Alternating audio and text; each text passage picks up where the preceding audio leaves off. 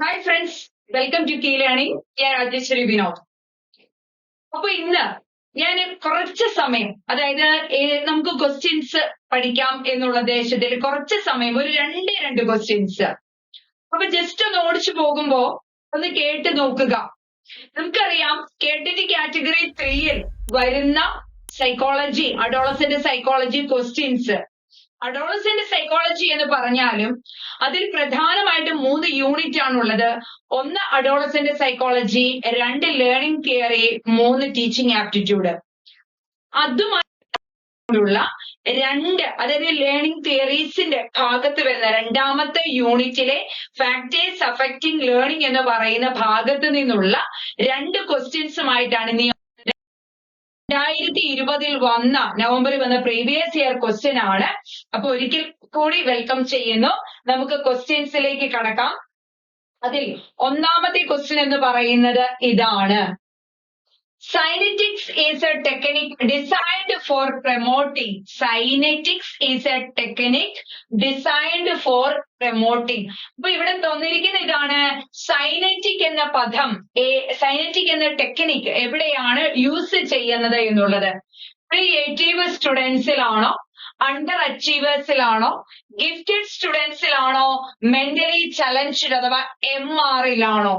നമുക്കറിയാം MR എന്ന് പറയുന്നത് 70 ബിലോ ഉള്ള, അതായത് 70% താഴെ ബിലോയിലുള്ള IQ ഉള്ളവരെയാണ് മെന്റലി ചലഞ്ച്ഡ് എന്ന് പറയുന്നത്, അല്ലെ? മെന്റലി ചലഞ്ച്ഡ് എപ്പോഴും ബിലോ 70 ആയിരിക്കും. ഓക്കെ, അപ്പൊ അവരിൽ തന്നെ mild MR, moderate MR, severe MR and profound MR എന്നിങ്ങനെ 4 കാറ്റഗറികളിലായി തരംതിരിച്ചിട്ടുണ്ട്. അതിൽ മൈൽഡ് MR എന്ന് പറഞ്ഞാല് they are equal to 10 year IQ old boy എന്നാണ് പറയുന്നത്. അതായത് 10 വയസ്സുള്ള ഒരു ആൺകുട്ടിയുടെ അല്ലെങ്കിൽ 10 വയസ്സുള്ള ഒരു കുട്ടിയുടെ IQ-ന് ഈക്വൽ ആയിരിക്കും എന്നാണ് പറയുന്നത്. Then they are educable. അവരെന്താണ്? അവർക്ക് വിദ്യാഭ്യാസം ചെയ്യാനായിട്ട് സാധിക്കും. Then moderate എന്നാൽ not educable but trainable ആണ്. സിവിയറും പ്രൊഫൗണ്ടും എന്ന് പറഞ്ഞാല് പ്രൊഫൗണ്ട് ഒട്ടും പറ്റില്ല, മൾട്ടിപ്പിൾ ആയിട്ടുള്ള ബുദ്ധിമുട്ടുകൾ അനുഭവിക്കുന്ന കുട്ടികളായിരിക്കാം. ഇനി ഗിഫ്റ്റഡ് സ്റ്റുഡൻസ് എന്ന് പറഞ്ഞാല് എബവ് 130ക്ക് എബവ് IQ ഉള്ളവരെയാണ് ഗിഫ്റ്റഡ് സ്റ്റുഡൻസ് എന്ന് പറയുന്നത്. ഗിഫ്റ്റഡ് സ്റ്റുഡൻസ് എന്ന് പറയുന്നത് ഇത് 130ക്ക് എബവ് ആണ് എങ്കിൽ പോലും ഇവരുടെ ഏറ്റവും എസ്റ്റീം ലെവൽ എന്ന് പറയുന്നത് ഏകദേശം ഒരു 190 വരെ എത്താം എന്നാണ് പറയുന്നത്. Okay, then the next one is under achievers. Under achievers എന്ന് വെച്ചാൽ അറിയാം അവരുടെ എഫിഷ്യൻസി വരെ, അതായത് അവരുടെ കാര്യക്ഷമത എഫിഷ്യൻസി കൊണ്ട് പഠിക്കാൻ, അതായത് അവരുടെ നേട്ടത്തിലേക്ക് അവർക്ക് എത്താൻ സാധിക്കുന്നില്ല എന്നുള്ളതാണ് അണ്ടർ അച്ചീവേഴ്സ്. അണ്ടർ അച്ചീവേഴ്സ് എന്ന് പറഞ്ഞാൽ 70 എബവ് ഉണ്ട്, IQ 70 എബവ് ഉണ്ട്. എന്നിരുന്നാൽ പോലും അവരുടെ എസ്റ്റീം ലെവൽ എന്ന് പറയുന്നത് 85 ആണ്. നോട്ട് ചെയ്യണേ, അവരുടെ IQ-ന്റെ ഏറ്റവും ഉയർന്ന ലെവൽ എന്ന് പറയുന്നത് 85 ആണ്. 70 എബവ് ഉണ്ട്, പക്ഷെ അവരുടെ IQ-ന്റെ ഏറ്റവും ഉയർന്ന ലെവൽ എന്ന് പറയുന്നത് 85 ആയിരിക്കും എന്നാണ് പറയുന്നത്. And the next one is creative students ആണ്. ക്രിയേറ്റീവ് സ്റ്റുഡൻസ് എന്ന് പറഞ്ഞാൽ എന്താണ്? പുതിയ കാര്യങ്ങൾ കണ്ടുപിടിക്കുന്നു അല്ലെങ്കിൽ എഴുതുന്നു, അല്ലെ? അങ്ങനെ ക്രിയേറ്റീവ് ആയിട്ടുള്ളവരെയാണ് ക്രിയേറ്റീവ് സ്റ്റുഡൻസ് എന്ന് പറയുന്നത്. ഇവര് IQ ലെവലിലും അതോടൊപ്പം തന്നെ അവരുടെ ക്രിയേറ്റീവ് ആയിട്ടുള്ള കാര്യങ്ങളിലെല്ലാം മിടുക്കരായിരിക്കും എന്നാണ് പറയുന്നത്, ക്രിയേറ്റീവ് സ്റ്റുഡൻസ്. ഇനി നമ്മുടെ ക്വസ്റ്റ്യൻ ഇതാണ്: synectics is a technique designed for promoting.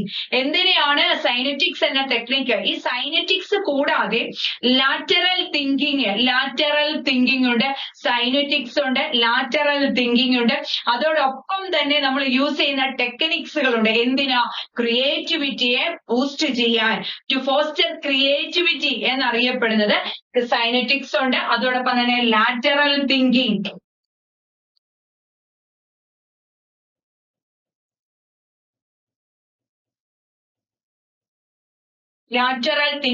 and brainstorming. Cynetics, lateral thinking and brainstorming. These are the 3 techniques which are mainly used to boost creativity എന്നാണ് പറയുക. ക്രിയേറ്റിവിറ്റിയെ ബൂസ്റ്റ് ചെയ്യുന്ന അല്ലെ ഫോസ്റ്റർ ചെയ്യുന്ന 3 പ്രധാനപ്പെട്ട ടെക്നിക്കുകളാണ് ഏതൊക്കെ? Synectics, brainstorming and lateral thinking എന്ന് പറയുന്നത്. പഠിച്ചു വയ്ക്കുക. ഈ സൈനറ്റിക്സ് മാത്രമല്ല, ലാറ്ററൽ തിങ്കിങ്ങും ബ്രെയിൻ സ്റ്റോമിങ്ങും എന്തിന്റെയാണ്? ക്രിയേറ്റിവിറ്റിയെ ബൂസ്റ്റ് ചെയ്യുന്നതാണ് എന്ന് നമുക്ക് കാണാനായിട്ട് സാധിക്കും. ഇത്രയും പഠിച്ചു വയ്ക്കുക, ഇമ്പോർട്ടന്റ് ആണ്. ഈ പോയിന്റുകളെല്ലാം ഒന്ന് എന്ത് ചെയ്യുക? പഠിച്ചു വയ്ക്കാനായിട്ട് ശ്രമിക്കുക. സെക്കൻഡ് ക്വസ്റ്റ്യനിലേക്ക് കിടക്കാം. സെക്കൻഡ് ക്വസ്റ്റ്യൻ ഇതാണ്: select a performance test of intelligence from the given below. താഴെ തന്നിരിക്കുന്നതിന് പെർഫോമൻസ് ആണ്. Performance test of intelligence, intelligence from the given below എന്നാണ് പറഞ്ഞിരിക്കുന്നത്. Rorschach inkblot test, Raven's progressive matrices test, Alexander's pass along test, then thematic apperception test. 4 തരം ടെസ്റ്റുകളാണ് തന്നിരിക്കുന്നത്. ഇതിൽ performance test of intelligence ഏതാണെന്നാണ് ചോദിച്ചിരിക്കുന്നത്. നമുക്കറിയാം റോഷാക്ക് ഇങ്ക്ബ്ലോട്ട് ടെസ്റ്റ് നമ്മൾ കേട്ടിട്ടുണ്ട്. അതോടൊപ്പം തന്നെ തീമാറ്റിക് അപ്പർസെപ്ഷൻ ടെസ്റ്റും കേട്ടിട്ടുണ്ട് അല്ലെ.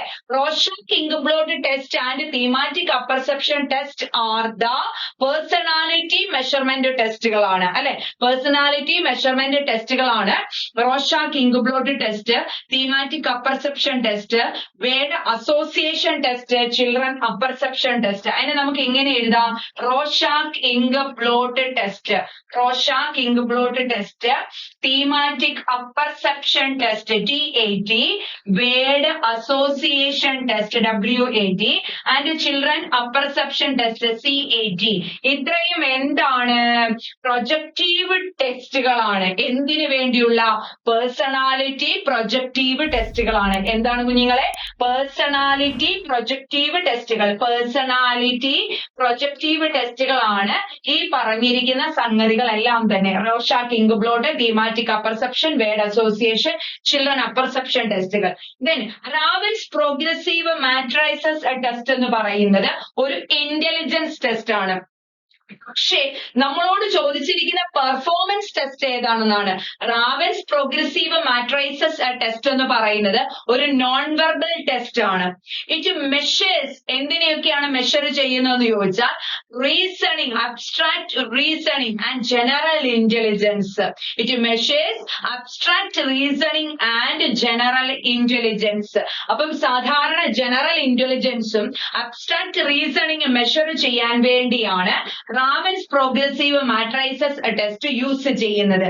അങ്ങനെയെങ്കിൽ ഏതായിരിക്കാം? അലക്സാണ്ടേഴ്സ് പാസാലോങ് ടെസ്റ്റ് ആണ് ഇന്റലിജൻസ് പെർഫോമൻസ് ടെസ്റ്റ് എന്നറിയപ്പെടുന്നത്. Alexander's pass along test WP Alexander C in 1937 കണ്ടുപിടിച്ച ടെസ്റ്റ് ആണ്. എന്ത്? Alexander's pass along test. Bhatia's intelligence test ഒക്കെ എന്താണ്? പെർഫോമൻസ് ടെസ്റ്റുകളാണ്. പക്ഷെ തന്നിരിക്കുന്നതിൽ അലക്സാണ്ടേഴ്സ് പാസാലോങ് ടെസ്റ്റ് ആണ് എന്തെന്ന് പറയുന്നത്? ഈ പെർഫോമൻസ് ടെസ്റ്റ് ആയിട്ട് പറയുന്നത്. WP അലക്സാണ്ടർ സി in 1937 അദ്ദേഹം ഈ ടെസ്റ്റ് കണ്ടുപിടിക്കുന്നത്. അതുപോലെ തന്നെ ലണ്ടൻ യൂണിവേഴ്സിറ്റി ഓഫ് ലണ്ടൻ 1937 ഇത് പബ്ലിഷ് ചെയ്തിട്ടുണ്ട് എന്ന് കാണാനായിട്ട് സാധിക്കും. It was a component of Alexander's pass along test എന്ന് പറയാനായിട്ടും സാധിക്കും. ഓക്കെ, ക്ലിയർ അല്ലേ കുഞ്ഞുങ്ങളെ? അപ്പൊ 2 ക്വസ്റ്റ്യൻസ് മാത്രമേ ഉള്ളൂ. പഠിച്ചു വയ്ക്കുക. ഇങ്ങനെ പഠിച്ചാൽ നമുക്ക് KTT കാറ്റഗറി 3 കിട്ടും. കാരണം നമ്മൾ വെറുതെ ഒരു ക്വസ്റ്റിനും ആൻസറും പഠിക്കുന്നതിലുപരി ഒരു ക്വസ്റ്റിന് തന്നെ ഒരുപാട് പോയിന്റുകൾ പഠിക്കുമ്പോൾ നിങ്ങൾക്ക് എന്ത് കിട്ടും? ടോപ്പിക്കുകളെ കവർ ചെയ്യാനും കൂടുതൽ കാര്യങ്ങളെ മനസ്സിലാക്കാനും ഈ വരും ദിവസങ്ങളിൽ പഠിക്കാനായിട്ടും സാധിക്കും. അപ്പൊ തീർച്ചയായിട്ടും കീയിലൂടെ ഞാനൊരു മുമ്പൊരു വീഡിയോ ഇട്ടിട്ടുണ്ട്.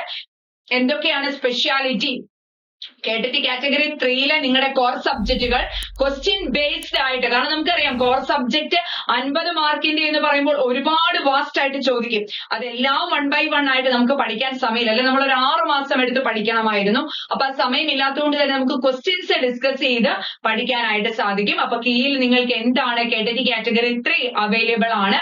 ആവശ്യമുള്ളവർ വിളിക്കുക. അപ്പം നന്നായി മനസ്സിലായി. 2 സൈനറ്റിക്സ് ടെക്നിക് എന്ന് പറയുന്നത് ക്രിയേറ്റിവിറ്റിക്ക് വേണ്ടിയുള്ളതാണ്. ഉപയോഗിക്കുന്നതാണ്.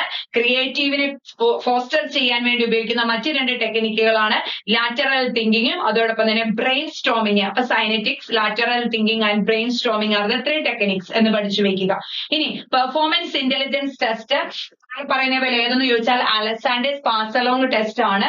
റാവൻസ് പ്രോഗ്രസീവ് മാട്രൈസസ് ടെസ്റ്റ് എന്ന് പറയുന്നത് നോൺ വെർബൽ ടെസ്റ്റ് ആണ്. അവിടെ എഴുതി വെക്കുക, നോൺ വെർബൽ ടെസ്റ്റ് ആണ്. അത് പൊതുവെ അബ്സ്ട്രാക്ട് റീസണിങ്ങും ജനറൽ ഇന്റലിജൻസും അളക്കാനായി ഉപയോഗിക്കുന്നതാണ്. അപ്പൊ പഠിച്ചു വെക്കുക. പേഴ്സണാലിറ്റി ടെസ്റ്റുകൾ ഏതൊക്കെയാ? Rorschach inkblot test, thematic apperception test, word association test and children apperception test. Clear ആയി എന്ന് വിചാരിക്കുന്നു. വളരെ ഈസി ആയിട്ട് നമുക്ക് എന്ത് ചെയ്തു, 2 ക്വസ്റ്റ്യന്റെ ആൻസറും ഒരുപാട് പോയിന്റുകളും പഠിച്ചു. ഇതുപോലെ നിങ്ങൾക്ക് ഓരോ കാര്യങ്ങളും പഠിക്കാനായി സാധിക്കും. അപ്പം ഒരിക്കൽ കൂടി നിങ്ങളെ കീഴിലേക്ക് ഞാൻ സ്വാഗതം ചെയ്യുന്നു. Thank you so much.